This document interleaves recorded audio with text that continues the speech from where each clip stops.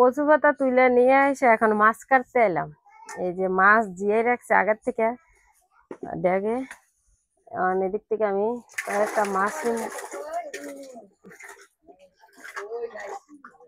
ও না সমস্যা না, ওই যে সাউন্ড একটু আয়ের একটু কম। ও আচ্ছা সমস্যা নাই।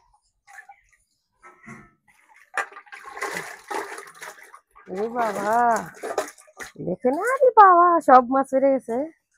এই যে বেশি নিমু না, কয়েকটা মাছ নিলে চলবে।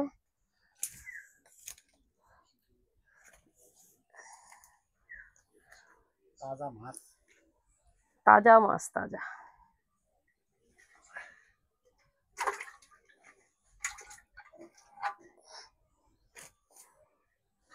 আর লাগবে না মাছ, কয়েকটা মাছ নিছি পাতুরি করার জন্য।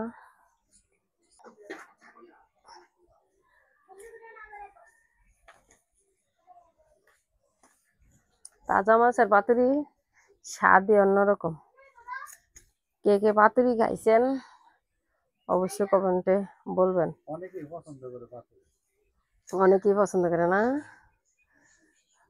আমি কিন্তু পাতুরি বানাইতে পারিনি, আমার মা বানাইতে পারেছে। মার থেকে আমার শিখা, মা বানাইছিল। হ্যাঁ খাইয়ে পছন্দ করছে, আমার তো খাইতে ভালো লাগে।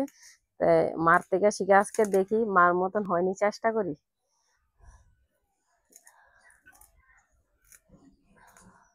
ইলিশ মাছের পাতুরি হয়, সব মাছের পাতুরি করা যায়। আর রান্না করতে পারলে সবকিছুই রান্না করা মানে সহজ, আর না করতে পারলে তো সহজ না।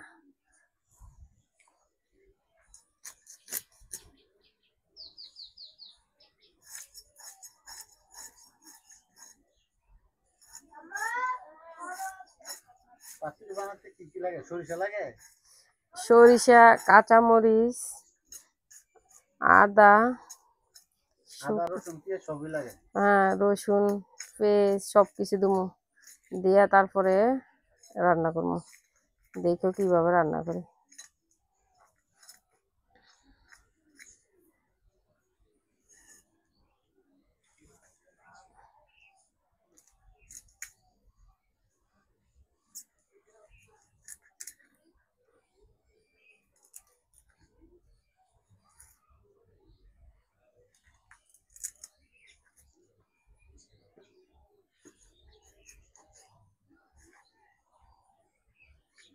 টাকি মাছটা মাঝখান দিয়ে কাইটা নিলাম, সব মশলা ভিতরে ঢুকবো এই কারণে মাঝখান দিয়ে মাছটা কাইটা নিলাম।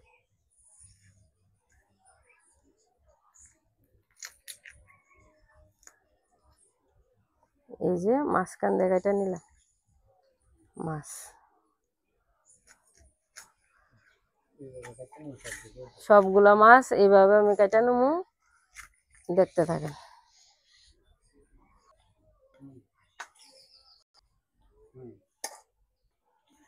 এই যে সব মাছ কাইটা নিলাম। জেতা মাছ, জেতা মাছের এই পাতুরি অনেক স্বাদ এই মাছের। তো কিভাবে রান্ধি দেখেন।